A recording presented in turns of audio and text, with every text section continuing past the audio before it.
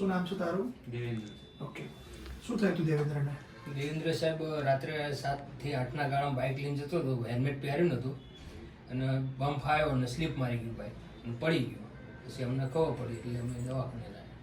એટલે રૂટીનલી આપણે જોતા હોઈએ છીએ કે જે એક્સિડન્ટ કેસીસની અંદર મેઇનલી આપણે અહીંયા એવું છે કે હેલ્મેટ પહેરવાનો રિવાજ નથી, ત્યારે પેશન્ટના બ્રેઇનમાં હેમરેજ થતું હોય છે. આપણા કેસમાં એવું હતું કે ઓપરેશનની ચાન્સીસ હતા પણ લકીલી આપણે ઓપરેશન વગર દવાથી તમને સારું થઈ ગયું.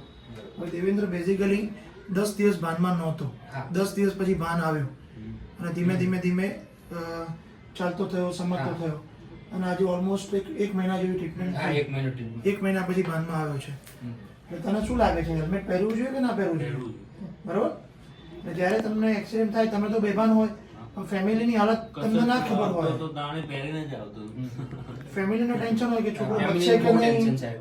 હા, ફેમિલીનું બહુ ટેન્શન. હા, છોકરો બચશે કે નહીં અને બચશે તો પેરાલિસિસ થશે. તમે પણ અત્યારે ઓપીડીમાં જોતા હોય છો કેટલા બધા પેશન્ટ પેરાલિસિસ વાળા હોય છે, બરોબર. એટલે એક તમારે નિયમ લેવાનો છે કે હેલ્મેટ પહેર્યા વગર 2 વ્હીલર ચલાવવું નહીં અને 4 વ્હીલર સીટ બેલ્ટ વગર ચલાવવું નહીં. ઓકે. Okay sir.